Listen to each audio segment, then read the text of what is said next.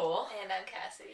And this week we have a subject that's very dear to our hearts as online readers, which is how to make it so that people want to click on your blog post. Because remember, you can write the most amazing thing ever, but if no one clicks on it, no one's going to read it. Doesn't matter. It's like dust in the wind. Dust in the wind. All your blog posts are dust in the wind. Except if you follow these tips. Number one is getting the featured image up to par. You might have seen like on Facebook or, I don't know, Google Plus, Twitter, LinkedIn. Yeah.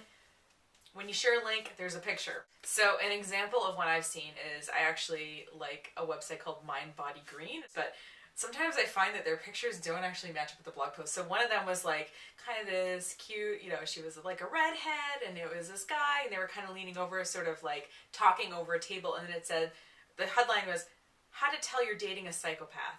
Thought Catalog had a similar sort of blog post. It was like 28 people on the red flag they used for dating, or like realizing they were dating a crazy person. But she was like really angry and like clearly mid-scream and like just completely disheveled and like crazy looking. So in terms of picking out pictures that you're going to use, my gosh, like pick something that goes with what's written. So the second thing to think about is the description. So when you share a link, you have the picture, you have the description, you have the headline, which we'll talk about next. But the description is usually it takes the first 140, 180 characters of what you've written. And Cassie's like the master of this. If you read any blog that Cassie has written on the site, she goes right into it. It makes you want to click on it. So that initial description, as you notice, it'll show up in LinkedIn, it'll show up on Facebook, it'll show up on Google+, it'll show up anywhere where you've shared a link.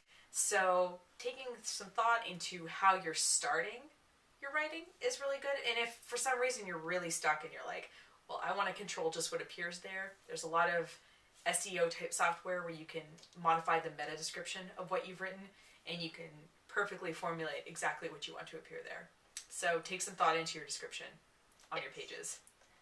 And then the last thing you want to think about is your headline. So what is actually, like, what people are reading first. Some stuff that's like the link bait or clickbait. It's like 10 things that you didn't know you were doing wrong your whole life. And then you're just like, God, I have to find out what have I been doing wrong. But then you read it and you're like, what? I wasn't doing anything wrong. And now I can't get that, 5 minutes of my life back. And it's a real bummer. But you read it. But you read it. Right, and if you write something really good and that surprises and delights people, that's great. But what is going to make people initially click on it is that really well thought about headline. Yes. Something short, something kind of compelling. Don't give away all your goods in the headline. Or in life either.